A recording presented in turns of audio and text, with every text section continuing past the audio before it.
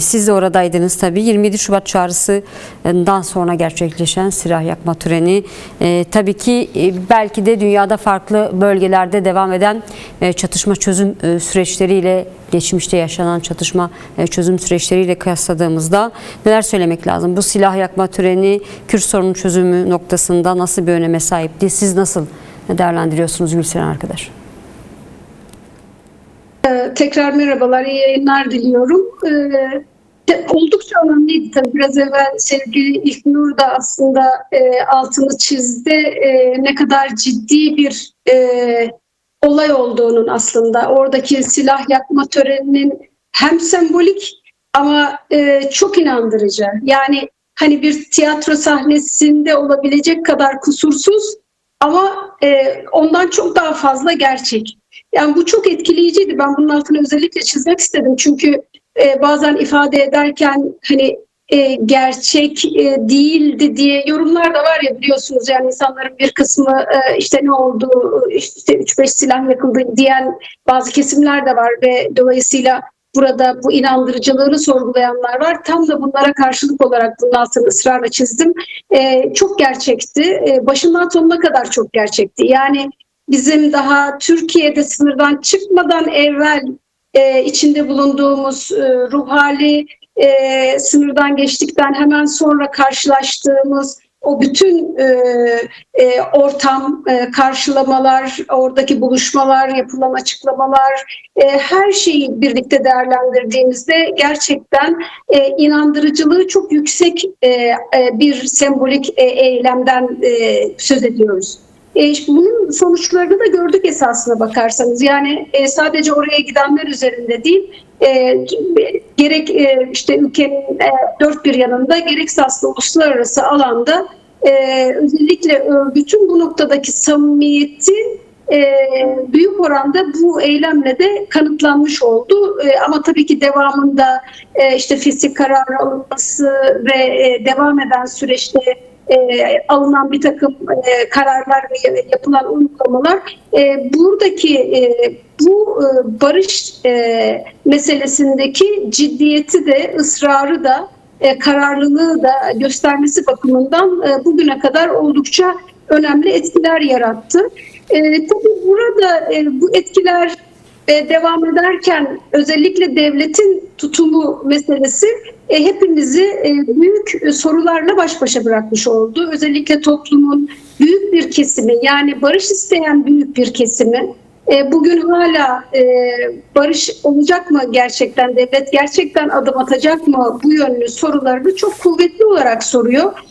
Buna inanmaya ihtiyacımız var. Onun altını çizmek istiyorum. Yani bir insan hakları savunucusu olarak, bir hukukçu olarak ama bir vatandaş olarak, bir sıradan insan olarak aslında, yani barış isteyen, barış içinde yaşamak isteyen, bu ülkenin, bu insanların yoksulluktan kurtulmasını isteyen, şiddetten kurtulmasını isteyen, ayrımcılıktan kurtulmasını isteyen, eşit, özgür yurttaşlar olarak yan yana yaşamasını isteyen herkes gibi hepimizin aslında bu sürecin gerektiği gibi ilerlemesi ve dolayısıyla barışla sonuçlanması noktasındaki arzumuzun işte inanılır, güvenilir bir takım adımlarla desteklenmesi yönündeki beklentilerimiz de bu süreçte devam ediyor. İnsan hakları perspektifinden de bakmak istiyoruz Gülseren Yolları. Çünkü Kürt sorunu çözümsüzlüğü aynı zamanda Türkiye ve Kürdistan'da büyük insan hakları ihlallerinin yaşanmasına da neden oldu. Son bir yıla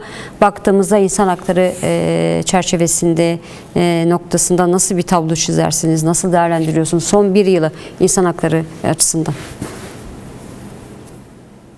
Evet, aslında son bir yıla baktığımızda maalesef iyi bir çerçeve çizemiyoruz. Çünkü özellikle toplumda özellikle barışı özlemle bekleyen ve barış olmazsa hayatımızın bu şekilde ihlallerle dolu olarak geçeceğini düşünen kesimler bu adımların atılmasıyla beraber çok büyük bir beklentiye girdi. Biz bunu çok yoğun bir şekilde hani bölgede halkın işte söylemlerinden de görüyoruz ama hapishanelerden çok net olarak gözlemliyoruz aslında. Hapishanelerde bulunan PKK'li mahpuslar, Yine işte siyasi, politik nedenlerle hapiste bulunan diğer mahpusların neredeyse tamamı esasında bu süreci hem yakından takip ediyor hem de bu sürecin kendilerine olumlu olarak dönüşünü bekliyor. Yani maruz kaldıkları hak ihlallerinin azalmasını bekliyor mesela. Dışarıda muhataplık ilişkisinin başlamış olması hasebiyle aslında bunun içeriye de bir yansıması olmasını bekliyor. Dolayısıyla gerek halkın demokratik taleplerine yönelik devletin yaklaşımındaki sertliğin artarak devam ediyor olması, aslında bu sertliğin yaygınlaştırılarak devam ettiriliyor olması oldukça can sıkıcı, moral bozucu bir tabloya neden oluyor. Şimdi hapishanelerden örnek verdim çünkü hapishanelerde bulunan ki son dönemde 30 yılı aşkındır hapiste tutulanlar infazları yakılarak aslında 30 yılda serbest bırakılması gerekirken 36 yıl tamamlaması için pek çok ne diyelim ayak çevrildiği ve insanların mağdur edildiği durumlar söz konusu. Mahpuslar bunlarla maalesef baş etmek zorunda kalıyorlar. Mesela hasta mahpuslar meselesi bu dönemde çok dile getirilmişti. Buna belki insani bir takım çözümler üretilmesi söz konusu olabilir diye bekliyorlardı ki içeridekilerin bu yönlü beklentilerin çok güçlü olduğunu özellikle belirtmek istiyorum. Bütün bunlarda olumlu gelişmelerin olmaması oldukça moral bozdu. Moral bozmaya devam ediyor ve bu stres aslında yani yükselen bir stresten söz ediyoruz. Dolayısıyla bu süreç eğer bu belirsizlikle devam ederse yine içeridekilerin söylemleri üzerinden ifade edersem biz artık patlama noktasındayız. Nasıl davranacağımızı, ne düşüneceğimizi akşamdan sabaha neyle karşılaşacağımızı bilmiyoruz ve bu bizim için bir işkenceye dönüştü diyorlar mesela. Bunu hani onların ağzından ifade etmek istedim özellikle. Şimdi halkın genel olarak tamamında da bu sürecin belirsizlikleri, devletin yaklaşımıyla işte PKK'nın ya da halkın talep ettiği yaklaşım, hani demokrasi ve barış diyoruz bir yandan, demokratik toplum diyoruz bir yandan ama bir yandan da terörsüz Türkiye diye çatışmaların durmasına ya da çatışma çözümü noktasına sıkıştırmayı hedefleyen bir devlet politikası var. Dolayısıyla bu sürecin şeffaf ilerlemiyor olması aynı zamanda ve pek çok soruyu beraberinde getiriyor. Zihnimizde biz kurguluyoruz mesela. Diyoruz ki mutlaka arkada görüşmeler oluyordur.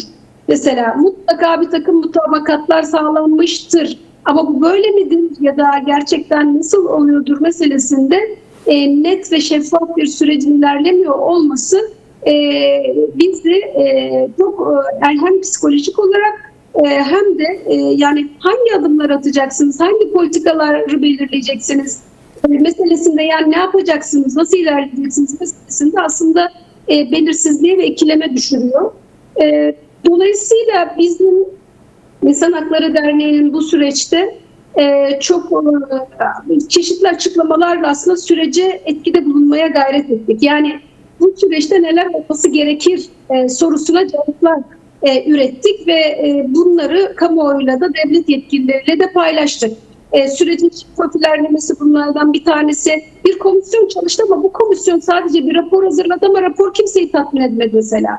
Evet. Bu rapor için komisyonla görüşen örgütler sonradan ya da kesimler sonradan bir birliktelik oluşturup mesela bir mücadele hattı geliştiremedi.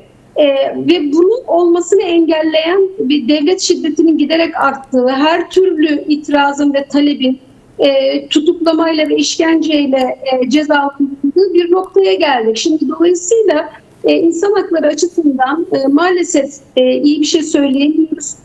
Bu süreçte daha ağırlaşan bir ve daha yaygınlaşan bir devlet şiddetinden ve hak ihlallerinden söz ediyoruz. Dolayısıyla da yani süreci ne diyelim böyle hani içimiz rahat izleyemiyoruz maalesef. Toplumun beklentileri mesela yüzleşme beklentisi var toplumun. Evet. Adalet beklentisi var.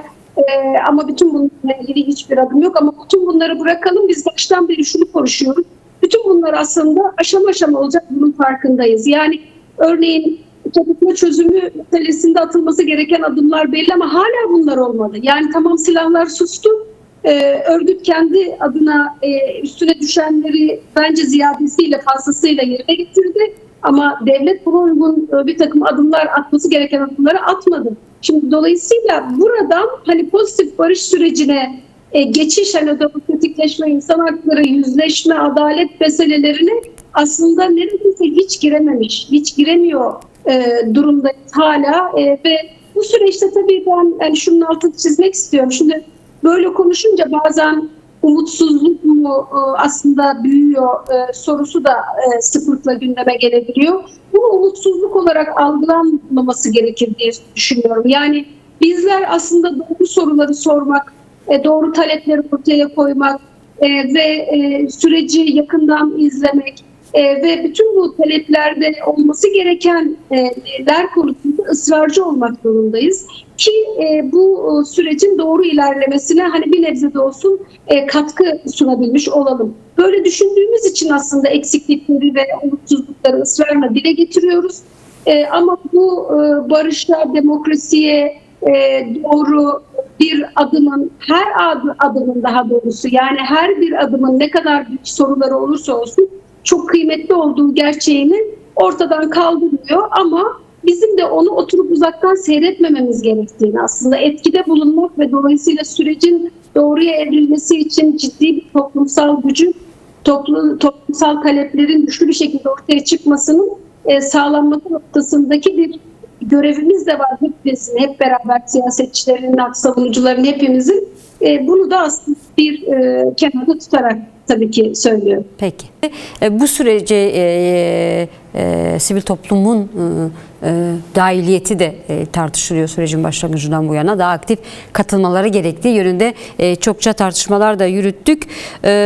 İnsan hakları örgütleri, sadece İHAD değil, tüm insan hakları örgütleri bu sürece nasıl bir katkı sunabilir ve sürecin ilerleyebilmesi için geçtiğimiz günlerde Ahmet'te bir konferans da düzenlendi sürecin hukuki boyutuna dönük. Somut adımlar kısaca sizce ne olmalı? Evet, bir kere her şeyden önce aslında sivil toplumun sürece dahiliyetinde ciddi sorunlar olduğuna dair tespitler de baştan beri var. Bu eksikliğin giderilmesi için de yoğun bir çaba da var esasında. Hani bu devam ediyor. O umut verici bir şey. Bunun fark edilmiş olması ve tamamlanmaya çalışılıyor olması önemli. İkincisi, insan hakları savunucuları, yani daha doğrusu bizim derneğimizin daha kuruluşundan bu yana temel bir hak olan barışın savunulması gerektiği noktasındaki açık bir tutumumuz var. Bu da hiç barışın konuşulmadığı zamanlarda bile işte barış konferanslarıyla, işte yüzleşme ya da adalet ya da geçiş dönemi adalet çalışmalarıyla bir anlamda uluslararası deneyimlerin öğrenilmesi ya da paylaşılması gibi çabalarla aslında bugüne kadar sürekli barışa dair bir birikim yaratılmaya çalışıldı toplumda. Yani hem bir bilgi birikimi yaratılmaya çalışıldı hem de barışın bir ihtiyaç olduğu, bir talep olarak, temel bir hak olarak görülmesi noktasında bir bilincin oluşturulması bakımından yürüyen bir çalışmadan söz ediyoruz. Aslında bu süreçte bir kere her şeyden önce bu çalışmaların yoğun bir şekilde devam etmesine olan ihtiyacı görüyoruz. Buna ilişkin zaten yaptığımız çeşitli toplantılar, çeşitli konferanslar yine devam edecek. Burada yani inat ve ısrar, hani mücadelenin bütün alanlarında var. Evet, ama barış ve demokrasinin, demokratik toplumun yeniden inşası meselesinde de bir kere hepimize bir görev düştüğü aşikar. Bu görevi yerine getirebilmek bakımından bu haklı talepte ısrarın, inadın önemli olduğunu düşünüyoruz ve buradan hiçbir şekilde, yani bundan geri adım atmamak durumunda olduğumuzu görüyorum. Burada aslında hani baştan beri konuştuğumuz toplumdaki huzursuzluk, zaman zaman umutsuzluğa dönüşen bir takım ne diyelim olumsuz gelişmeler ya da olumlu gecikmesi meselesi. Bütün bunlarla ilgili de şöyle düşünüyorum. Aslında huzursuzluk iyi bir şey. Yani huzursuzluk dediğimiz şey, yani toplumda sürekli sorgulayan, sorgulatan, ve sürekli eksiklikleri ortaya koyan ve dolayısıyla hani talep oluşturan, talebinin arkasından giden, yani barışı da demokratik toplumu da bir gereksinim olarak alan ve dolayısıyla bunun inşasındaki her türlü sıkıntıyı bir anlamda bir huzursuzlukla ortaya koyan bir durum aslında olumlu bir şey. Çünkü bu aynı zamanda toplumun bu noktada mücadeleye, yani bu enerjisini mücadeleye evirebilme ya da evriltilebilmesi meselesinde de bir imkan sunuyor hepimize.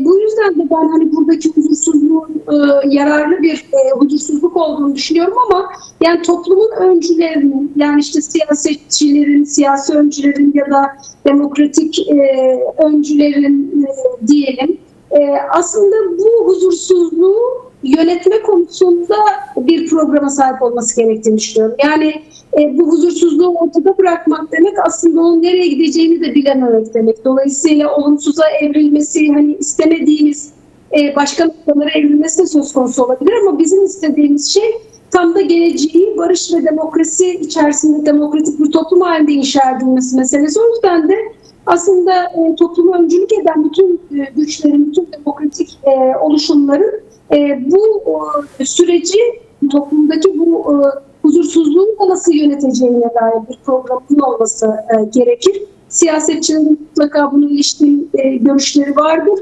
Ama biz de insan hakları savunucuları ya da sivil toplum örgütleri olarak aslında hem kendi tabanımıza hem de aslında bu ülkede yaşayan herkese, yani bu coğrafyanın bütün süreçle ilişkili olarak yaşamalı süreçle ilişkilenen herkes için işte bu sürece dair taleplerin oluşması ya da işte enerjilerin güçlendirilmesi, bu inşa edebilecek süreci inşa enerjisinin aslında ortaya çıkartılması yönündeki çabalarımız devam edecek. Belki bu süreçte işte bu çabalarımızdan vazgeçmemek, inat etmek, ama bunu yaparken de boş umutlarla değil ama gerçekçi, ama umut var, ama mücadeleci hattın korunması, geliştirilmesi gerektiğini düşünüyorum. Evet.